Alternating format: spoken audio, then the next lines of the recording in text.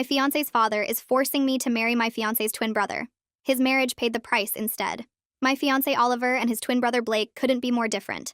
Oliver was kind, worked as a physical therapist, and treated me like an equal partner. Blake was 32 and still lived in his parents' basement, had been fired from 6 jobs for harassment, and spent his time making crude comments about every woman he met. When Oliver proposed after 3 years together, I was thrilled until his father, Robert, pulled me aside at our engagement party and said I was making a mistake choosing the wrong brother. He actually said those words to my face while Oliver was across the room, showing his mom the ring. Robert said Blake had more potential, just needed the right woman to fix him, and that I could be that woman. I laughed, thinking it was a weird joke, but Robert was serious. He said Oliver was too soft, too boring, that Blake had the real personality in the family. Blake, who had been arrested twice for bar fights. Blake, who'd been banned from Oliver's gym for taking photos of women without permission. Blake, who'd asked me at our first meeting if I had prettier friends. Robert started his campaign immediately. Every family dinner, he'd seat me next to Blake instead of Oliver. When I'd move, he'd make a scene about the seating chart being intentional for conversation flow. Blake would spend the meal making gross comments about my body, while Robert laughed and said Blake was just confident. Oliver would tell his dad to stop, but Robert would say Oliver needed to learn to take a joke. For Oliver's birthday, Robert organized a surprise party but told me the wrong time, so I arrived 2 hours late. When I got there, Blake was sitting in my spot next to Oliver, wearing my gift on his wrist, the watch I'd bought that Robert had apparently taken from my car and given to Blake to present. Robert told everyone Blake had picked it out and wasn't that thoughtful. Oliver knew immediately something was wrong, but Robert had already taken photos for the family album. The worst was when Robert invited me to lunch to discuss wedding planning. I arrived at the restaurant to find Blake there instead, wearing a suit and cologne that made my eyes water. Robert had told Blake this was a date I'd agreed to. Blake tried to kiss me, and I shoved him so hard he fell into a plant. Robert showed up an hour later, claiming traffic, and acted shocked that Blake had misunderstood the situation. But I'd seen his car in the parking lot the whole time. He'd been watching from across the street. Robert started telling family members that I seemed conflicted about which brother to marry. Oliver's aunt called him concerned because Robert said I'd been spending time with Blake. Oliver's grandmother asked why I was leading both brothers on. Robert had been poisoning the entire family against me while pushing Blake to pursue me aggressively. Blake started showing up at my work with flowers, telling my coworkers he was my boyfriend. Security had to remove him 3 times. Robert called my boss to apologize for the misunderstanding and said Blake was just confused about which twin I was marrying. My boss asked me if I was really marrying into this insane family. Oliver confronted Robert, but he denied everything. Said Blake was acting on his own feelings and couldn't help that he'd fallen for me. He said maybe it was a sign I'd chosen wrong. He actually suggested Oliver should step aside for his brother's happiness. Oliver told him to go to hell, and Robert said that proved Oliver didn't really love me if he wouldn't consider what was best for everyone. 2 weeks before the wedding, Robert made his biggest move. He called our venue and changed the groom's name on all the paperwork to Blake. He contacted the officiant and said there'd been a mix-up with the twins' names. He even reprinted programs with Blake's name. He planned to create enough confusion on the wedding day that I'd somehow accidentally marry Blake. He didn't know I'd put passwords on all our vendor accounts after the birthday watch incident. Everyone called me immediately about the changes. That's when Oliver and I decided to give Robert exactly what he deserved. We kept the changes. Let Robert think his plan was working. We even had Blake fitted for a tuxedo identical to Oliver's. Robert was practically glowing, thinking he'd orchestrated the perfect switch. The rehearsal dinner came. Robert stood up to give a speech about how love finds a way, and sometimes we need to be pushed toward our true destiny. He kept looking at Blake and winking. He talked about how the right brother would make me happy, and how glad he was I'd finally seen the light. Blake sat there smirking, thinking tomorrow he'd be the groom. That's when Oliver stood up and announced we had something to share. He said we knew about Robert's attempts to switch the brothers. We knew about the vendor calls, the paperwork changes, all of it.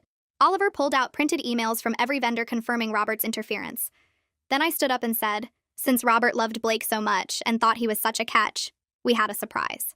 Requested Reads is on Spotify now. Check out link in the description or comments. I pulled Oliver's hand and we stood together in front of the whole room.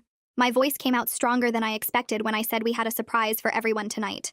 Robert sat there with this satisfied smirk on his face, probably thinking I was about to announce I'd realized Blake was the better choice. Blake leaned back in his chair, looking smug and confident. I took a breath and said that since Robert loved Blake so much and thought he was such a prize, we'd arranged something special. Blake would be getting married tomorrow after all, just not to me. We'd hired someone to play his perfect match, and she'd be arriving any minute to sweep him off his feet using the same manipulation tactics Robert had used on me for the past year. The room went dead silent. You could have heard a pin drop on the carpet. Robert's face changed colors, going from smug to confused to pale white in about 3 seconds. His mouth opened, but nothing came out. Blake still looked confused, his brain clearly not catching up to what I just said. He glanced between me and Robert like he was waiting for someone to explain the joke. Oliver squeezed my hand so hard I felt my bones shift, and then he pulled out this thick folder from under his chair. His hands shook a little as he opened it, but his voice stayed calm and steady. He started reading out loud from the first email, the one from our venue coordinator asking to confirm the name change from Oliver to Blake. Then he read from the florist, who'd received a call from someone claiming to be the groom saying there'd been a mix-up with the twin brothers' names.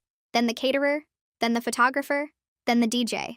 Every single vendor we'd hired had received calls from Robert trying to switch the groom's name. Oliver's voice got a little rougher as he read the email from the officiant, where Robert had actually said there'd been a terrible mistake and his son Blake was the real groom, not Oliver. Some people at the table started whispering to each other. A few gasped. Robert finally found his voice and stood up, his chair scraping loud against the floor. He held up his hands and said this was all a misunderstanding, that Oliver was taking things out of context. He said he'd just been trying to help coordinate the wedding and got confused about some details. Gareth stood up from his table near the back. He's Oliver's best friend since college, and he'd been in on our plan from the start. He held up his phone and said he had something everyone needed to hear. He pressed play and Robert's voice came through the speaker. Clear as day. The message was from 3 weeks ago. Robert's voice said that Gareth needed to talk some sense into Oliver, about stepping aside for his brother's happiness. He said Blake had real feelings for me, and Oliver was being selfish by not considering what was best for everyone. He actually said that Blake deserved a chance at love, and Oliver should be the bigger person and let me go. The recording played for the whole room to hear. When it ended, people started talking all at once. Some were shocked, some were angry, some looked disgusted. Oliver's grandmother put her hand over her mouth. His uncle shook his head. Blake finally seemed to understand what was happening. His face went red and he jumped up so fast his chair fell backward. A wine glass on his table tipped over and shattered on the floor, red wine spreading across the white tablecloth like blood. He started yelling at Robert, asking why he'd made him look like an idiot in front of everyone. He said Robert had promised him this would work, that I'd end up with him instead of Oliver. He completely missed the point that his own behavior, all the stalking and harassment and showing up at my work, was the real problem. He just cared that he'd been embarrassed. I looked over at Oliver's mother. She sat frozen at her table like someone had turned her to stone. Her face was blank, but her hands were moving, folding and refolding her napkin over and over again. I watched her carefully, trying to figure out which way she'd go. Would she defend her husband, or would she finally admit what he'd done was wrong? She wouldn't look at anyone. Her eyes stayed down on that napkin while her hands kept moving in this repetitive, nervous pattern. My parents stood up from their table and walked over to stand behind Oliver and me. My mom put her hand on my shoulder. My dad walked around and put his hand on Oliver's other shoulder, the one I wasn't holding. My brother and sister came too, forming this wall of support behind us. My dad looked directly at Robert and said what he'd done was unforgivable. He said it was sick to try to manipulate someone's wedding like that, to try to force his son's fiancé toward his other son. He said Robert should be ashamed of himself. My throat felt tight and hot with gratitude for my family. Robert's face turned bright red. He stood up and pointed his finger right at me. His voice got loud and angry as he shouted that I was the problem here. He said I'd led Blake on, that I'd been spending time with Blake and giving him mixed signals. He said I was tearing his family apart with lies and manipulation. His face got redder and redder. Spit actually flew from his mouth when he yelled. I saw Oliver's aunt lean back in her chair, physically moving away from Robert like his anger was something she could dodge. Other family members looked uncomfortable or horrified. Oliver's aunt stood up and held out her hand. She said she wanted to see those emails herself. Oliver walked over and handed her the whole folder. She sat back down and started reading through them, flipping page after page. Her hand came up to cover her mouth as she read. When she finished, she looked at Robert with pure disgust on her face. She said she was ashamed to be related to him. She said what he'd done was disturbing and cruel, and that she couldn't believe he'd tried something so manipulative. The room dissolved into chaos. People started arguing with each other. Some of Robert's friends and his brother said we were overreacting, that family problems should stay private. Others demanded to know how Robert could do something so messed up to his own son. Voices got louder. Someone's aunt started crying. Oliver's cousin yelled at Robert's brother for defending him. Oliver took my hand and we started walking toward the exit. My family and Gareth followed us. Behind us, Robert's voice rose above the others, still trying to justify what he'd done, still claiming he'd just wanted what was best for everyone. We walked out of that restaurant and left him there, still talking, still making excuses, still refusing to admit what he'd really done. Back at our apartment that night, Oliver collapsed onto the couch and put his face in his hands. His shoulders started shaking, and I realized he was crying. Not just crying, but sobbing in a way that scared me because I'd never seen him like this. I sat down next to him and put my arm around his back. He leaned into me, and the sounds coming out of him were raw and broken. He kept saying he couldn't believe his own father would do something like that. He said he knew Robert was difficult, but he never thought his dad would actually try to manipulate someone into marrying the wrong person. I held him tighter and let him cry. He talked about memories from childhood, how Robert used to compare him and Blake constantly, how Robert always made Oliver feel like he wasn't good enough, wasn't tough enough, wasn't the right kind of man. Oliver said he thought things had gotten better when he moved out and started his career. He thought his dad had finally accepted him for who he was. But tonight proved that Robert had never changed. He'd just been waiting for the right opportunity to prove that Blake was the better son. Oliver's voice cracked when he said that. I told him Robert was wrong. I told him he was kind and good, and that's why I chose him. I said his father's opinion didn't matter because we knew the truth. Oliver nodded, but kept crying. He said it still hurt. He said even though he knew Robert was manipulative and cruel, some part of him had hoped his dad would be happy for him, that his dad would support his marriage and be proud of him. Instead, Robert had spent months trying to sabotage everything. Oliver said he felt like he'd lost his father tonight, even though he knew that version of his father probably never existed in the first place. We sat there for over an hour while Oliver cried and talked and processed everything. Around midnight, his phone started buzzing constantly. At first, we ignored it, but it kept going and going. Oliver finally picked it up, and his face went pale as he scrolled through the messages. He showed me the screen. There were texts from his aunt saying she was proud of us for standing up to Robert, messages from 2 cousins saying they had no idea Robert was that bad, and they supported us completely. But there were also angry messages from Robert's brother calling us disrespectful, messages from some older relatives saying we should have handled this privately instead of embarrassing the family. And then there were the messages from Robert himself. The first few were all caps rage. He called Oliver an ungrateful son. He said we'd destroyed the family. He said we'd regret humiliating him in front of everyone. Then the messages shifted to guilt trips. Robert said he'd only wanted what was best for everyone. He said he couldn't believe his own son would turn against him like this. He said Oliver had broken his heart. The messages went back and forth between fury and self-pity. Oliver scrolled through them all with this numb expression on his face. Then he got to a message from his mother. All it said was, "Why did you have to humiliate your father publicly?" Not asking if Oliver was okay, not acknowledging what Robert had done, just asking why we had to embarrass Robert in front of the family. Oliver stared at that message for a long time. Then he turned his phone off and set it face down on the coffee table. He said he couldn't deal with any more tonight. The next morning, I woke up with my stomach in knots. It was our wedding day, but instead of feeling excited, I felt anxious and scared. I kept thinking about Robert and Blake and what they might try to do. Oliver was already awake, sitting on the edge of the bed with his phone in his hands. He'd turned it back on and was reading through more messages that had come in overnight. He looked exhausted. I asked if he was okay, and he gave me a weak smile and said he would be. He said today we were getting married no matter what Robert tried. My phone rang and I saw it was Jaden. I answered and she immediately started talking in her efficient wedding planner voice. She said she'd arrived at the venue early and positioned security at all the entrances. She had photos of both Robert and Blake and had given strict instructions not to let either of them in under any circumstances.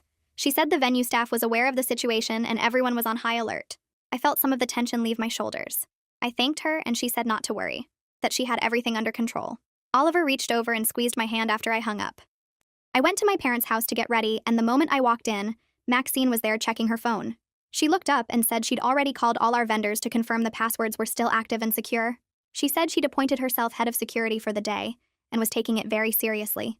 Every few minutes her phone would buzz and she'd check it immediately, looking for any alerts from the venue. She had this intense focus that would have been funny if I wasn't so grateful for it. My mom came downstairs and hugged me. She helped me start getting ready, and while she was doing my hair, she told me she was proud of how I'd handled everything with Robert. She said standing up to bullies was always the right choice, even when it was hard. She said some people would criticize us for making a scene, but that we'd done what we needed to do to protect ourselves. Her words steadied me, and I'd been worried that people would think we were wrong for exposing Robert so publicly. But my mom reminded me that Robert was the one who'd done wrong, not us. We were just refusing to let him get away with it. My phone buzzed with a text from Oliver. It was a photo of him in his tuxedo standing next to Gareth. Both of them were smiling, but I could see the tension around Oliver's eyes. The message below the photo said, "No matter what happens today, I'm grateful we're facing it together as partners." I sent back a heart emoji and a message saying I loved him. My hands were shaking a little as I typed. Maxine noticed and came over to check on me. I showed her Oliver's text and she smiled and said we were going to get through this day and then we'd be married and Robert would just be a bad memory. I wanted to believe her, but I couldn't shake the feeling that something else was going to go wrong. Jaden called again about an hour later. Her voice was tight when she told me Robert had tried to enter the venue. He'd shown up claiming he had a right to see his son get married. Security had turned him away per our instructions, but he'd made a huge scene in the parking lot. He'd yelled and threatened to call the police himself. Jaden said she'd already filed a report with local police just in case he came back. She said he'd finally left, but she was keeping extra security posted at all entrances. My stomach dropped. I'd known Robert might try something, but hearing that he'd actually shown up made everything feel more real and scary. Oliver called me right after and said he'd heard about his dad. His voice sounded strained but steady. He said we were doing the right thing keeping Robert out. He said he was sorry I had to deal with this on our wedding day. 30 minutes after Robert left, Blake showed up. Jaden called to tell me, and I could hear the frustration in her voice. She said Blake was drunk at 11 in the morning. He'd tried to force his way past security, claiming he was the actual groom. He'd been yelling and stumbling and making a scene. Security had escorted him off the property, and Jaden had banned him from returning. She said if he came back, she'd have him arrested for trespassing. Part of me felt safer knowing both Robert and Blake had been turned away. But another part of me felt sad that Oliver's family had fallen apart like this. That his father and brother were so messed up they were trying to ruin our wedding day. I looked at Maxine and my mom and felt grateful I had people who actually cared about me and wanted me to be happy. When my bridesmaids and I finally got in the limo to head to the venue, I was a mess of nerves. We pulled into the parking lot and I immediately saw Oliver's mother's car. My stomach dropped so fast I felt dizzy. I grabbed Maxine's arm and pointed at the car. Maxine's face went hard and determined. She said she'd go in first to check things out and that I should wait in the limo. I nodded because I didn't trust myself to speak. I sat there with my bridesmaids while Maxine went inside. The minutes felt like hours. I kept staring at the venue entrance, wondering what was happening. Wondering if Oliver's mother was here to support us, or if she was going to cause more problems. Wondering if this whole day was going to be ruined by his family. Maxine finally came back out and got in the limo. She said Oliver's mother was sitting quietly in a pew on the groom's side all by herself. She'd told the ushers she wanted to attend her son's wedding. Maxine said Oliver had spoken with her briefly and decided to allow it, but he'd positioned Gareth nearby to step in if she caused any problems. I took a deep breath and tried to calm down. Oliver's mother being there felt complicated. She hadn't defended us last night. She'd sent that text asking why we had to humiliate Robert. But she was still Oliver's mom, and this was still his son's wedding. I looked at Maxine and asked if she thought we were making a mistake letting her stay.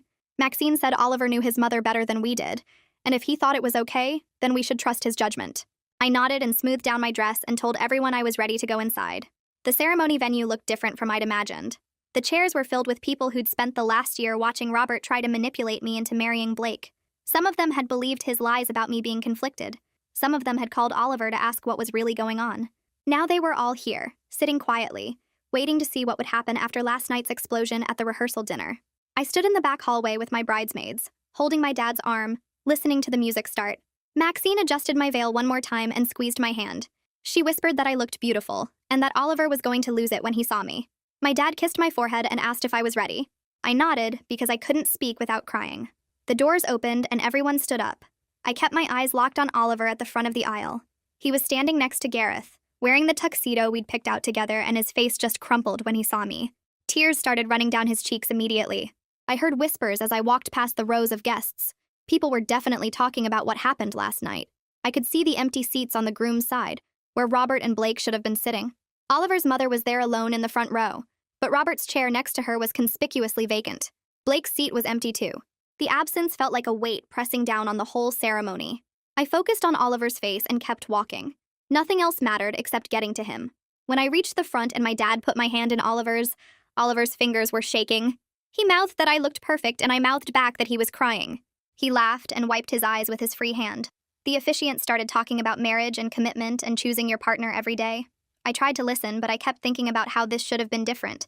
This should have been a celebration with Oliver's whole family here. Instead, his father and brother were banned from the venue and his mother was sitting alone looking devastated.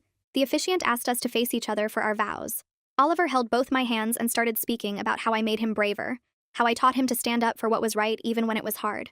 His voice cracked a little when he said he was grateful I chose him and kept choosing him despite everything. I heard someone crying loudly and glanced over at the guests. Oliver's mother had tears streaming down her face. Her shoulders were shaking and she was pressing a tissue to her eyes. I couldn't tell if she was crying because she was happy for Oliver or because her family had fallen apart. Maybe both. The complicated mess of emotions on her face reflected everything we were dealing with. This wasn't a simple happy ending. This was us getting married while Oliver's family imploded around us.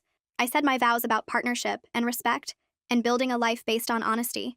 I promised to always tell Oliver the truth and to never let anyone manipulate our relationship. Several people in the audience shifted in their seats at that line. Everyone knew what I was referring to. The officiant pronounced us husband and wife. Oliver kissed me and the guests started clapping. The applause sounded muted and restrained compared to what I'd imagined our wedding would be like. People were clapping, but the energy felt heavy and subdued. The shadow of last night's confrontation was hanging over everything. We walked back down the aisle together as husband and wife. I saw Oliver's aunt dabbing her eyes and smiling at us. I saw Oliver's cousin giving us a thumbs up.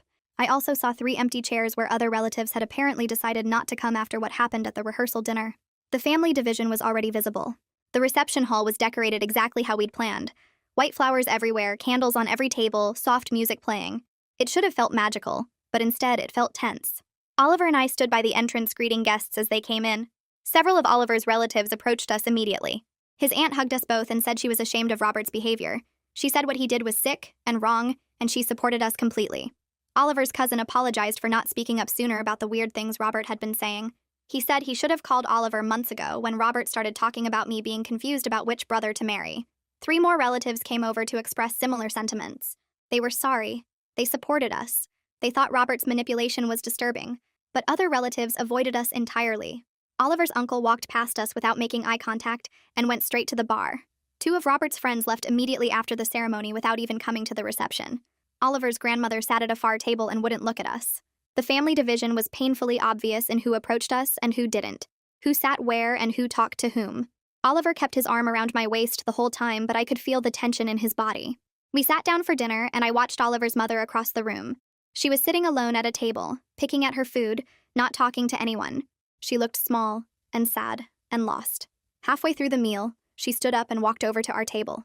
My stomach clenched. Oliver stood up when she approached. She asked if she could talk to him privately for a minute. Oliver looked at me, and I nodded.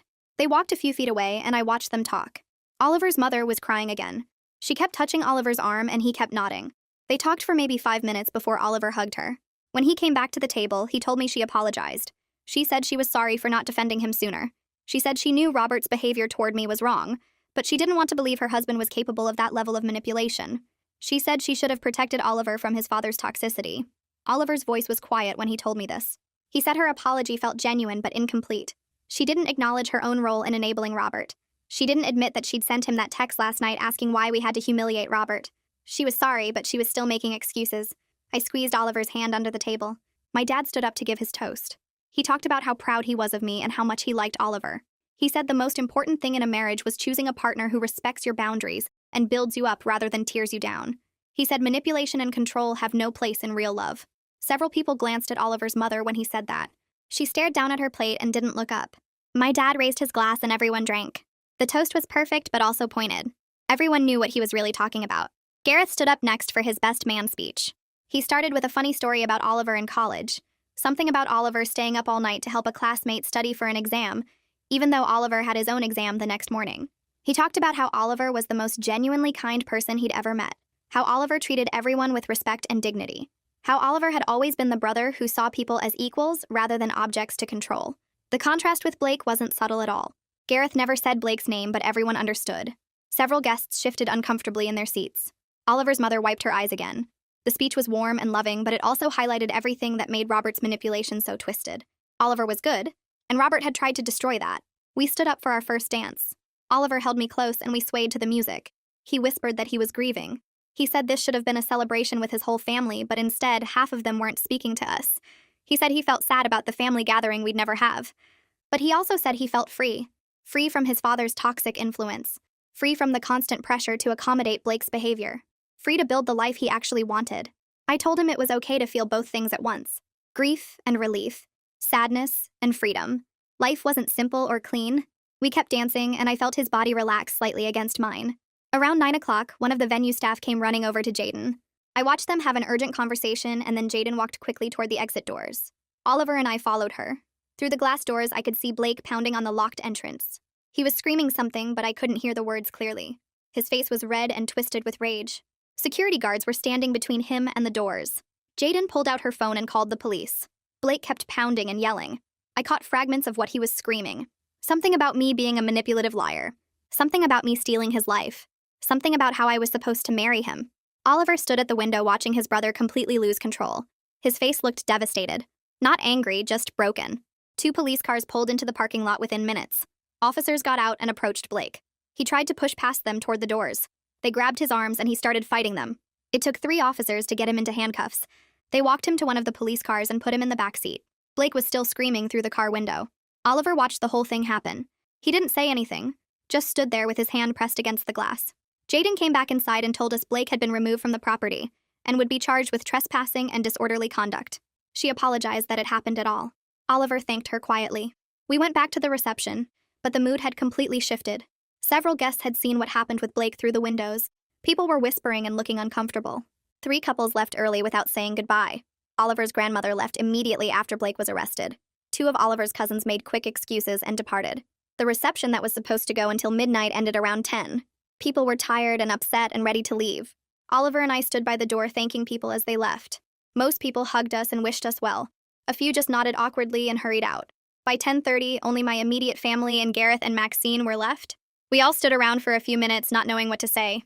Finally, my mom hugged us both and said she loved us and was proud of us. Everyone else said their goodbyes and left. Oliver and I got in the car to drive to our hotel. We sat in silence for the first few minutes. I felt completely drained. This was supposed to be the happiest day of our lives, but instead, it felt like we'd survived a battle. Oliver reached over and took my hand. He said he loved me. I said I loved him too. At the hotel, we went straight up to our room. We'd booked a fancy suite with champagne and rose petals, but neither of us had the energy to appreciate it. We just changed into comfortable clothes and sat on the bed. Oliver put his head on my shoulder and I put my arms around him. We sat like that for a long time, not talking, just holding each other. Our wedding night was quiet and subdued. We were married, which was what mattered. But we were also exhausted and emotionally destroyed. We fell asleep early, wrapped around each other, processing everything that had happened. The next morning, we flew to Colorado for our honeymoon. Oliver had booked a cabin in the mountains, remote and quiet, surrounded by pine trees and hiking trails. We drove up a winding road for an hour after landing, watching the elevation climb and the air get colder. The cabin was small but perfect, with a stone fireplace and huge windows overlooking the valley below. We unpacked our bags and stood on the deck looking at the view. Neither of us said anything for a few minutes. The silence felt good after all the noise and chaos of the wedding. Oliver put his arm around me and I leaned into him. We needed this space away from everything. That first night, we sat by the fire and talked about what came next.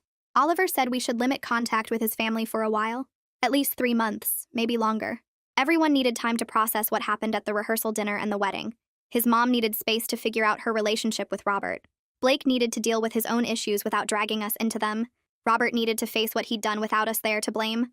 I agreed completely. We couldn't start our marriage while constantly managing his family's drama. Oliver looked relieved when I said yes. I think he was worried I'd want to fix things right away or force some kind of reconciliation. But I was done being manipulated, done being the target of Robert's sick schemes, done pretending Blake's behavior was acceptable. We made a pact that night. No family visits, no big gatherings, no pressure to smooth things over or make peace. Just us, building our life together without interference. Oliver's phone started buzzing the next morning. He looked at the screen and his face went tight. 7 missed calls from Robert. 12 voicemails. Oliver put the phone down without listening to them. It kept buzzing throughout breakfast. More calls, more voicemails. By noon, there were 15 messages waiting. Oliver finally picked up his phone and played the first one on speaker. Robert's voice filled the cabin, loud and angry. He was shouting about how we destroyed the family, how we'd humiliated him in front of everyone, how Oliver was a terrible son who'd chosen a manipulative woman over his own father. The message cut off after a minute. Oliver played the next one. This time, Robert sounded different. Sad. Almost crying. He said his heart was broken, that he'd only wanted what was best for everyone, that we'd ruined Blake's life and his marriage. He begged Oliver to call him back so they could talk like adults. The third message was angry again. Robert called me names I won't repeat, said Oliver was weak and pathetic for letting me control him, threatened to cut Oliver out of his will. The messages went on like that, back and forth between rage and self-pity, blaming us for everything, claiming he was the victim, never once taking responsibility for what he'd actually done. Oliver listened to all 15 messages without saying a word. His jaw was clenched and his hands were shaking by the end. When the last one finished, he opened his phone settings and blocked Robert's number. He didn't hesitate, just blocked him and put the phone away. We spent the rest of the week hiking and cooking meals together. Oliver's phone stayed mostly silent after he blocked Robert. A few texts from his mom that he didn't answer. One call from Blake that went to voicemail. Otherwise, it was peaceful. We talked about our future, where we wanted to live long-term, whether we wanted kids, what kind of traditions we wanted to build together, normal couple stuff that felt impossible when Robert was constantly interfering. On our last day in the mountains, Oliver said he felt lighter, like a weight had been lifted. Blocking his father felt scary but also right. He said he'd spent years trying to manage Robert's behavior, trying to keep peace, trying to protect me while not completely destroying his family. But Robert had made his choice when he tried to sabotage our wedding. Some things couldn't be forgiven or forgotten. We flew home a week after we'd left. The apartment felt different when we walked in. Still ours, but we were different now. Married. United against whatever came next. The answering machine was blinking with messages. Oliver played them while unpacking. His aunt had called twice asking us to call her back. His cousin left a message saying she needed to talk to us about something important. Oliver's uncle, Robert's brother, had called demanding an explanation for our behavior at the rehearsal dinner. Oliver's grandmother left a message saying she was very disappointed in both of us. The last message was from a family friend we barely knew, asking if what she'd heard about the wedding was true. Oliver deleted all the messages and sat down on the couch looking exhausted. I made coffee and sat next to him. We both knew what was happening. Robert was spinning his own version of events, telling people his side of the story, making himself look like the victim. Oliver called his aunt first. She answered on the second ring and immediately asked if we were okay. She said Robert had been calling family members all week, telling them we'd attacked him at the rehearsal dinner for no reason, that we'd embarrassed him publicly because we didn't like him, that he'd tried to help plan our wedding and we'd turned on him. She said several relatives who hadn't been at the rehearsal dinner were calling her asking what really happened. She told them she'd been there and seen everything, but they wanted to hear from us directly. Oliver thanked her and said he'd handle it. He hung up and looked at me. We needed to tell our side before Robert poisoned everyone against us.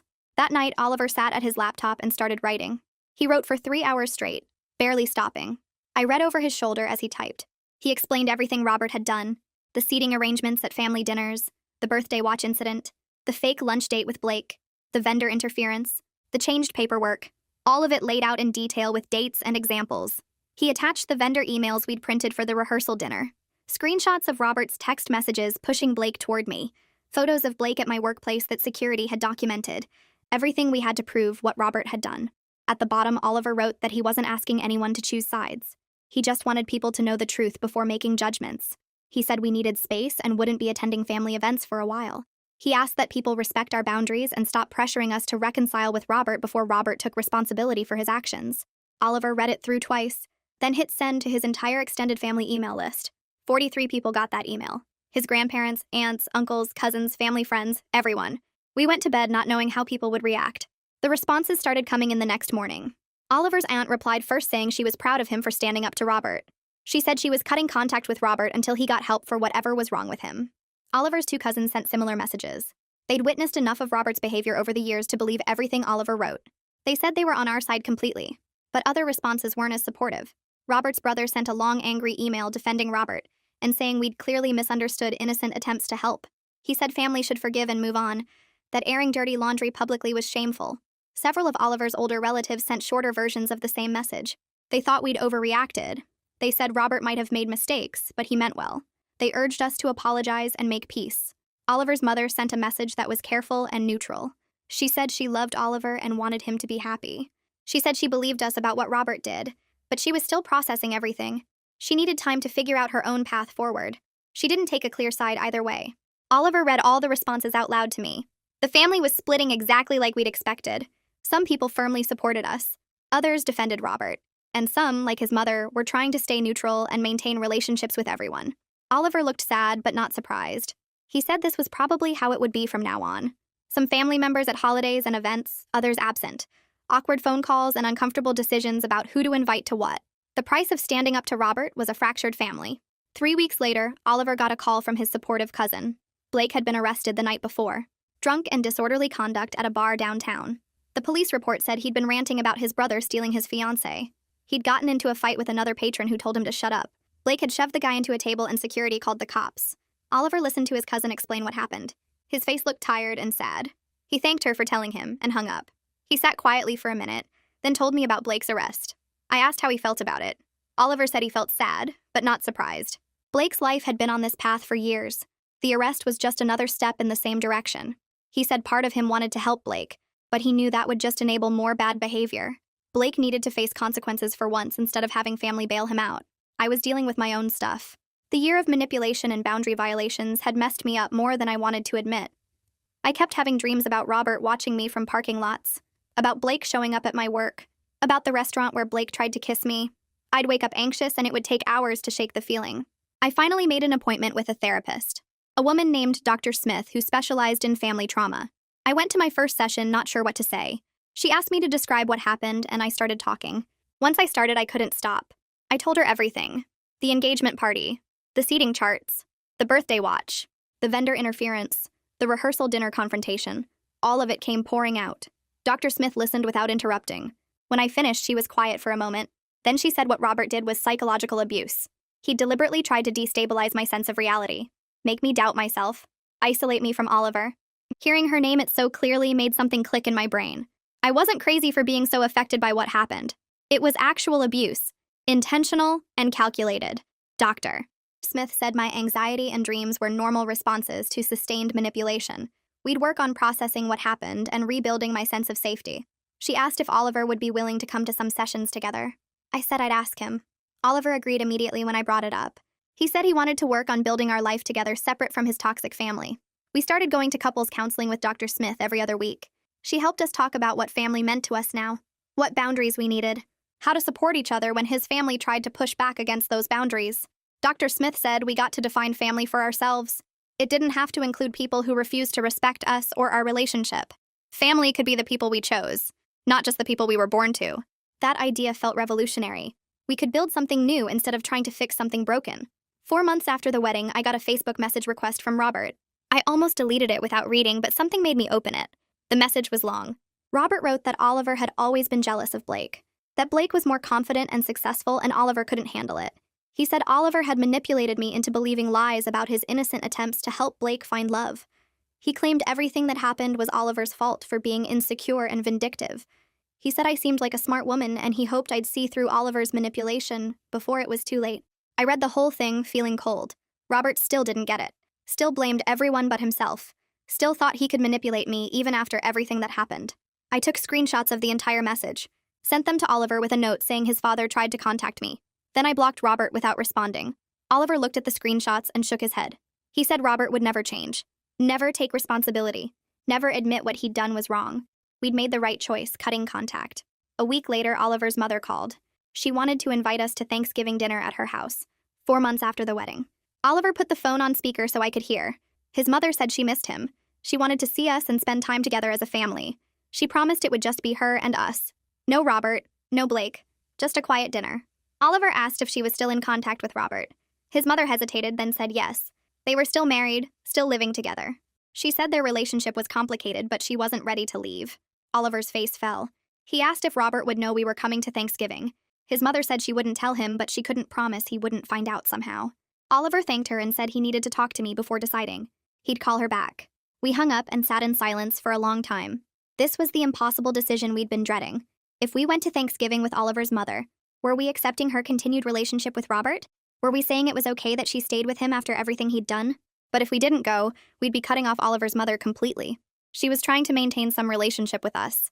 She'd apologized, even if it wasn't perfect. She was in a hard position, too. Oliver said he didn't know what to do. He wanted to see his mother, but he didn't want to reward her for staying with Robert. He didn't want to sit at Thanksgiving dinner knowing she'd go home to the man who'd tried to destroy our relationship. I said I'd support whatever he decided. This was his mother, his family, his choice. We talked about it for hours that night. The pros and cons. The boundaries we'd need if we went. The message we'd send either way. We went back and forth, neither of us sure what the right answer was. The decision felt impossible.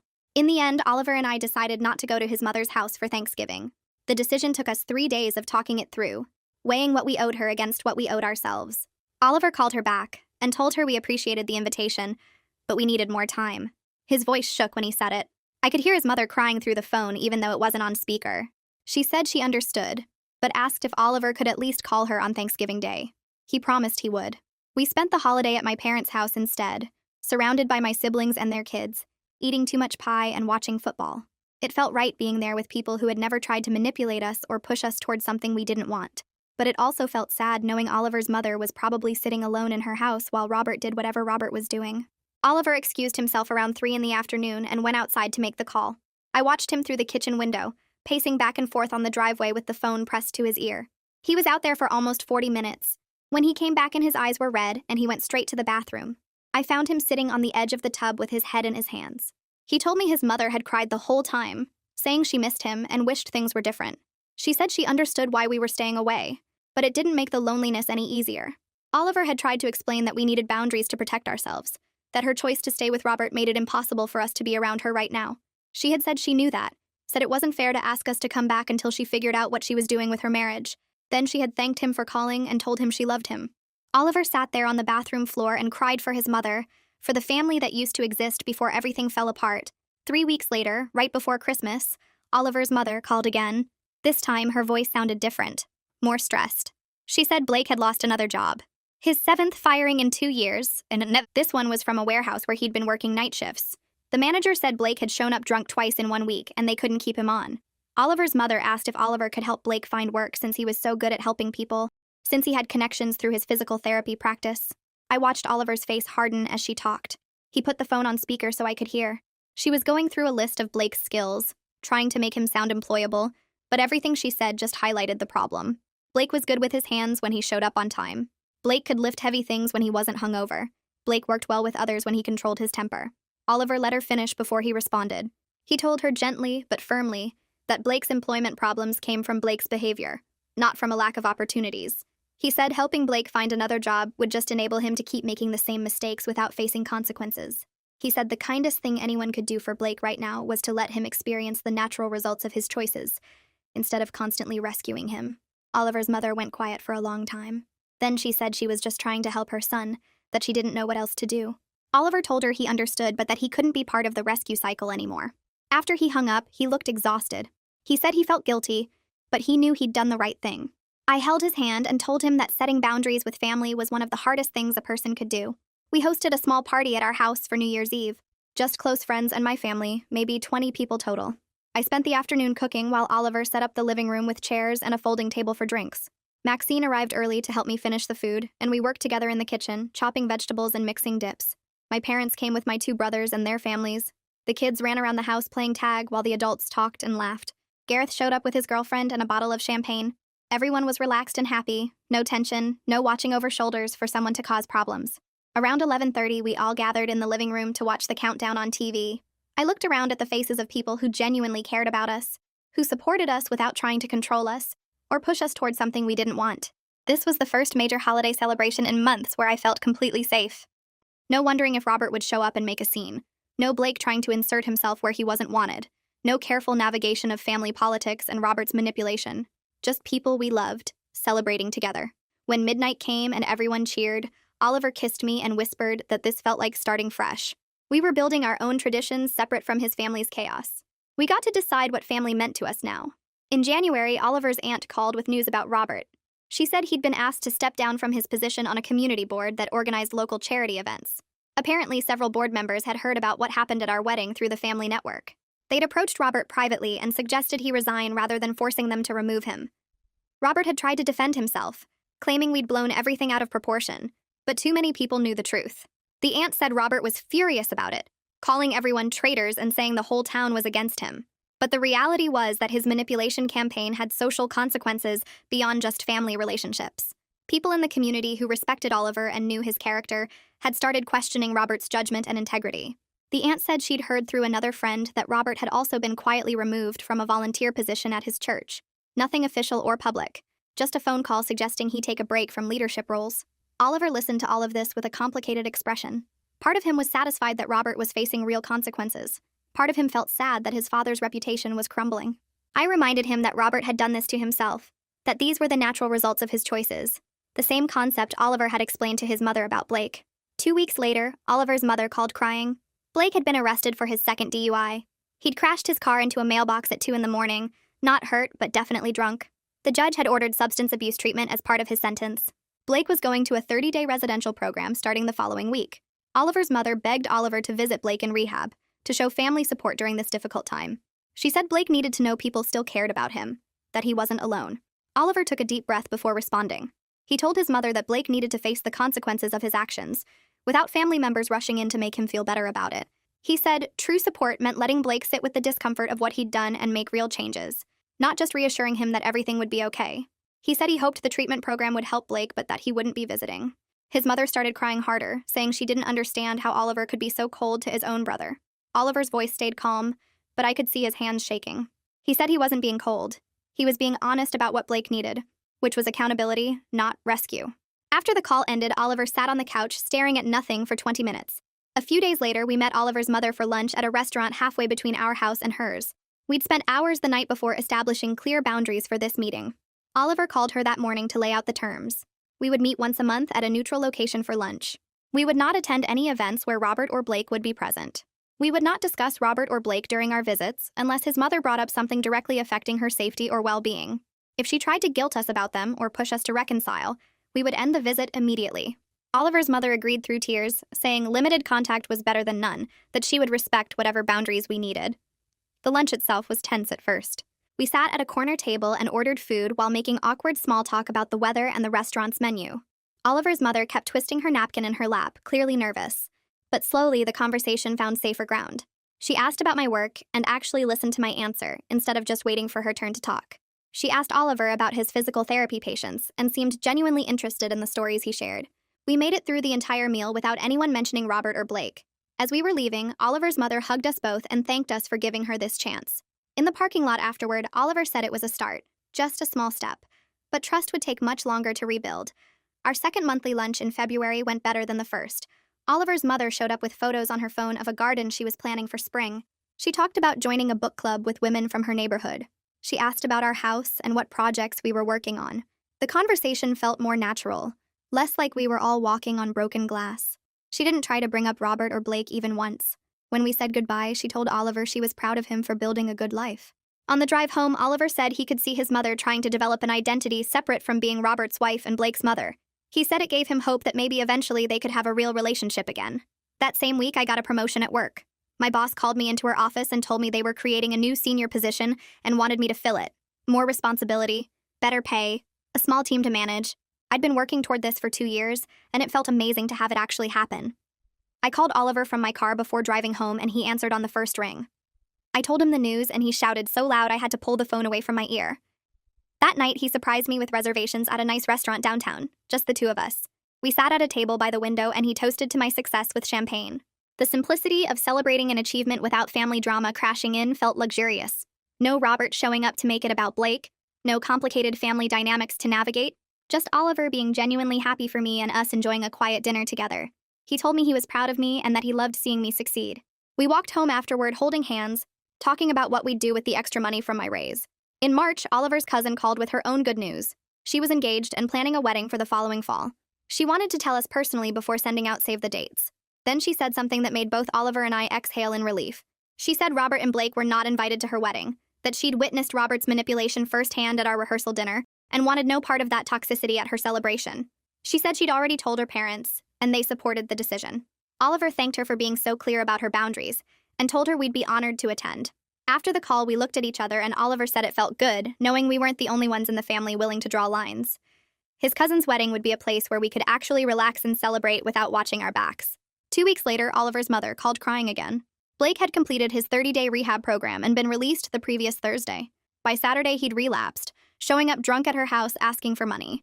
She'd refused, and he'd gotten angry, punching a hole in her kitchen wall before leaving. She said she didn't know what to do anymore, that the family was falling apart, and she felt helpless to stop it. Oliver listened to her cry for several minutes before speaking. His voice was compassionate but firm when he reminded her that Robert's manipulation and Blake's behavior had created this situation, not our decision to enforce boundaries. He said Blake's relapse was Blake's choice, and that she couldn't fix him or save him. He said the only person she could control was herself and the boundaries she chose to set. His mother asked what she was supposed to do if Blake showed up drunk again. Oliver told her to call the police if she felt unsafe, to protect herself first. She said she didn't know if she could do that to her own son. Oliver told her gently that letting Blake face legal consequences might be the thing that finally pushed him toward real change. After they hung up, Oliver looked drained. He said watching his family self-destruct was exhausting, even from a distance. I tried talking him through it that night, but he kept circling back to the same question about why his dad would do something so cruel. We went over it from every angle, and I didn't have good answers, except that Robert wanted control more than he wanted Oliver's happiness. That truth sat heavy between us as we finally fell asleep around 3 a.m. The next few weeks passed in a blur of wedding aftermath and family fallout management. Oliver's cousin sent her save-the-date card in mid-March with a handwritten note at the bottom saying she'd already told her parents that Robert and Blake weren't welcome at her celebration. She said she'd watched Robert manipulate everyone at our rehearsal dinner and refused to let that toxicity anywhere near her wedding day. Oliver read the note 3 times before showing it to me with tears in his eyes. He said it meant everything to know that someone else in his family saw the situation clearly and chose to protect their own boundaries. We marked the wedding date on our calendar for April, and Oliver admitted he was looking forward to attending a family event where he could actually relax instead of staying on guard the whole time. My promotion became official at the start of April, and came with a 15% raise that would make a real difference in our budget. Oliver took me to dinner at a small Italian place near our apartment to celebrate, and we spent the whole meal talking about what we'd do with the extra money. He suggested putting most of it toward a house down payment since we'd been saving for that goal anyway. The waiter brought us free dessert when Oliver mentioned we were celebrating my promotion, and we walked home holding hands in the spring air. Oliver told me he was proud of me and loved seeing me succeed at work. No drama crashed in to ruin the moment. No Robert showing up to make it about Blake somehow. No complicated family dynamics to navigate around a simple achievement. Just my husband being genuinely happy for me, and us enjoying a quiet celebration together. The simplicity felt luxurious after months of constant tension and manipulation. Oliver's cousin got married on a Saturday in late April at a garden venue about an hour from our place.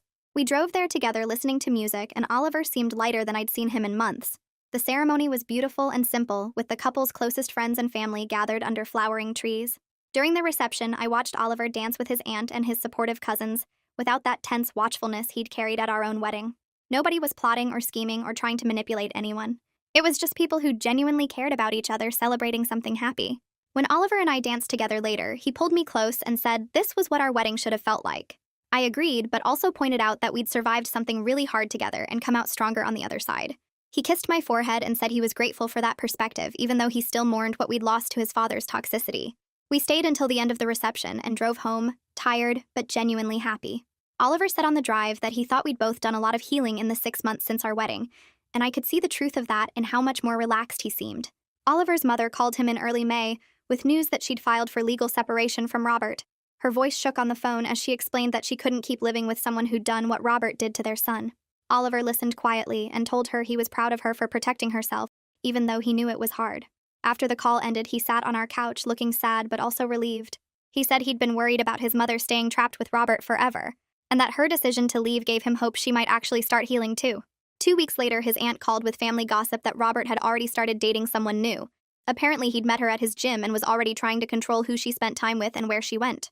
Oliver's aunt said the new girlfriend seemed uncomfortable at a family gathering where Robert had shown up were uninvited. Oliver felt sad for this woman he'd never met who was walking into Robert's manipulation patterns without knowing what she was getting into. But he also felt relieved that his mother had gotten out before wasting more years on someone who would never change.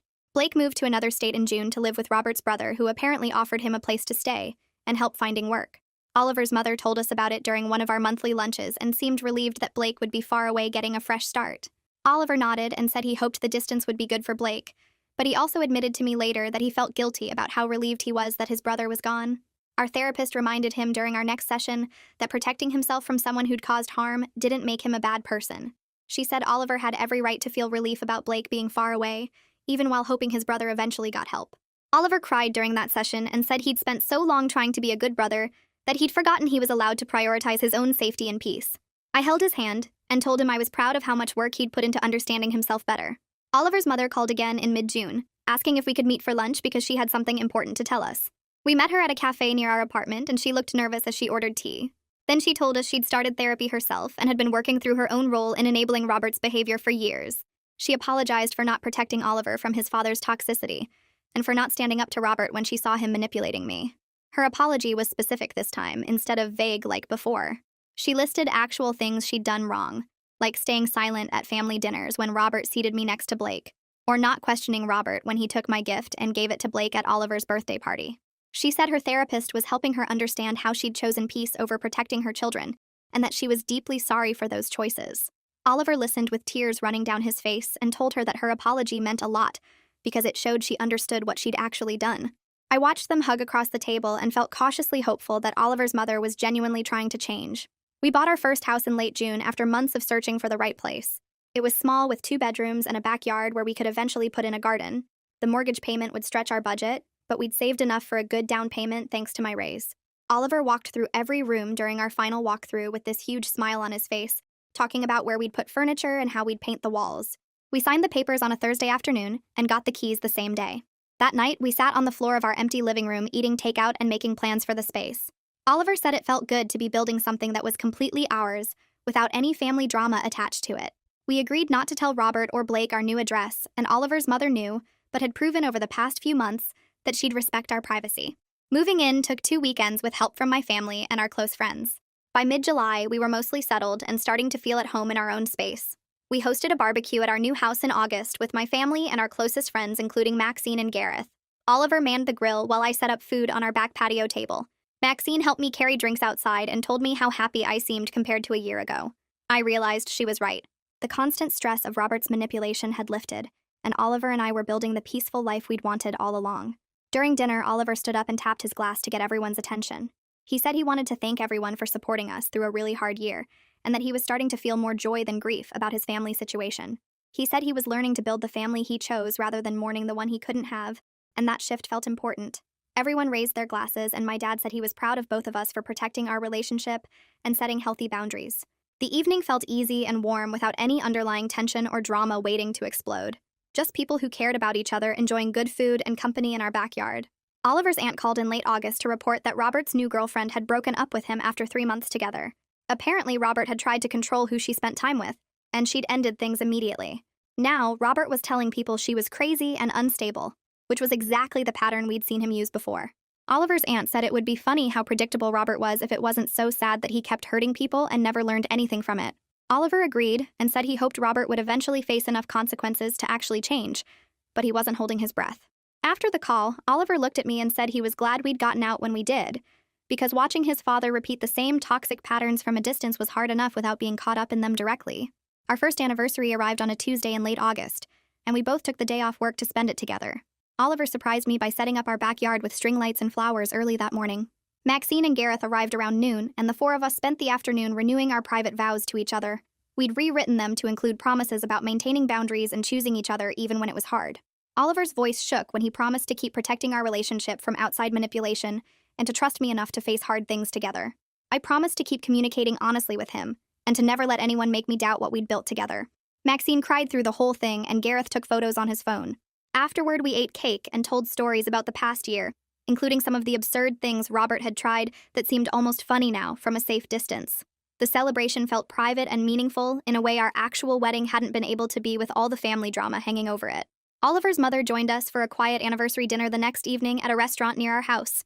She brought a photo album she'd made of pictures from our wedding day, carefully curated to include only the joyful moments without Robert or Blake in them. She'd chosen photos of Oliver and me laughing together and dancing and cutting the cake with genuine smiles on our faces. She said she wanted us to have memories of the happy parts of that day, without the painful parts intruding. Oliver flipped through the album slowly, and I watched his face soften as he looked at pictures of us that captured real joy, despite everything else happening. He thanked his mother and told her the album meant a lot because it showed she understood what we'd lost, and was trying to help us reclaim some happiness from that day. His mother reached across the table to squeeze both our hands and said she was proud of us for building something strong together. The dinner felt peaceful, and I left feeling grateful that Oliver's mother was genuinely trying to repair their relationship. Oliver's mother called again in September, sounding nervous about something she needed to tell us. She said Blake had gotten engaged to someone he met in rehab, and she wanted us to hear it from her instead of through family gossip. Oliver stayed quiet for a long moment before telling her he wished Blake well and hoped he'd genuinely changed. His mother asked if we'd want to attend the wedding whenever it happened, and Oliver gently said no, but that he hoped Blake found happiness. After hanging up, Oliver looked at me and said he meant what he told his mother about wishing Blake well. He said he hoped his brother had actually done the work to become a better person, but that he had no plans to put himself back in Blake's orbit to find out. I told him that was a healthy boundary, and that he could wish someone well from a distance, without owing them his presence or energy. I spent 3 days planning the menu and cleaning our house until Oliver made me stop because I was scrubbing the same counter for the 4th time. Thanksgiving morning arrived, and I arranged plates on our dining table while checking the turkey every 15 minutes, even though it had hours left to cook. My mom arrived first with 3 pies and immediately started helping in the kitchen without being asked. My dad and siblings showed up next carrying side dishes and wine, filling our small house with noise and laughter that made my chest feel warm. Oliver's mother came alone, holding a homemade stuffing casserole and looking nervous until my mom hugged her and pulled her into the kitchen. Oliver's aunt arrived with his 2 supportive cousins, the ones who'd cut contact with Robert after reading Oliver's email, and they brought flowers for the table. We squeezed 13 people around a table meant for 8, passing dishes and talking over each other in the best possible way. Nobody mentioned Robert or Blake, even though their absence hung in the air like smoke you could almost see. Oliver's mother laughed at my dad's terrible jokes, and his aunt told embarrassing stories about Oliver as a kid that made him turn red. My sister asked Oliver's cousin about her new job, and they talked for 20 minutes about nothing important. This was what family was supposed to feel like, I realized while watching everyone eat and smile. Safe and warm and uncomplicated. After dinner, we played board games in the living room, and Oliver's mother beat everyone at trivia, cackling when she got the final question right. Later that night, after everyone left, Oliver and I cleaned dishes together in comfortable silence. He told me this was the first Thanksgiving in years where he didn't feel tense waiting for his father to start something. December came fast with early darkness and cold rain that made me want to stay inside under blankets. Oliver and I decorated our house with lights and a small tree, creating traditions that belonged only to us. One evening while we hung ornaments, Oliver stopped and looked at me with this serious expression that made my stomach flip. He said the whole nightmare with his father had been horrible, but it taught him something crucial about prioritizing our partnership over family obligation. He explained that growing up he'd always tried to keep peace and make everyone happy, but watching Robert manipulate me showed him that sometimes you have to choose your spouse over your parents. His voice shook when he said we'd learn to face hard things together instead of avoiding conflict, and that made us stronger than couples who never had to fight for their relationship. I told him I agreed, even though the journey sucked while we were living through it. We hung the last ornament and stood back to look at our tree, just the two of us in our quiet house. Oliver's mother called in mid-December, asking if she could stop by with important news. She arrived looking lighter somehow, less tired around her eyes, and sat on our couch twisting her hands together. She said she'd finalized her divorce from Robert the previous week and signed papers for an apartment 3 miles from our house. Her voice was steady when she explained she wanted to rebuild relationships with family members who'd chosen boundaries over enabling Robert's behavior. She looked directly at me and apologized again for not protecting Oliver sooner, for staying silent when she should have spoken up. Oliver reached over and squeezed his mother's hand, telling her he was proud of her growth even though it came slower than he'd wanted. She asked if she could join us for Christmas and promised to respect whatever boundaries we needed. We said yes, cautiously, knowing trust would take time but willing to give her chances to prove she'd changed. After she left, Oliver admitted he felt hopeful about having his mother back in his life as long as she kept doing her own work. Christmas morning arrived with fresh snow covering our yard in white that looked clean and new. We opened presents with just the two of us first, drinking coffee in our pajamas and laughing at silly gifts. Later, my family came over along with Oliver's mother, his aunt, and the supportive cousins who'd become our chosen family. We cooked together and ate too much and played music too loud. Oliver's mother brought photo albums from his childhood and told stories about him learning to walk and losing his first tooth. She didn't mention Blake or Robert once. That evening after everyone went home, I stood in our living room looking at the mess of wrapping paper and empty plates and felt something settle deep in my chest. We'd gotten exactly what we wanted when we started this journey, a marriage built on honesty and respect and genuine partnership. Robert's manipulation had failed completely because we chose each other and refused to accept anything less than real love. The path had been harder than I'd expected on that day Oliver proposed 3 years ago, but standing in our home surrounded by evidence of the family we'd built, I knew we were happier and stronger for having fought for what we deserved.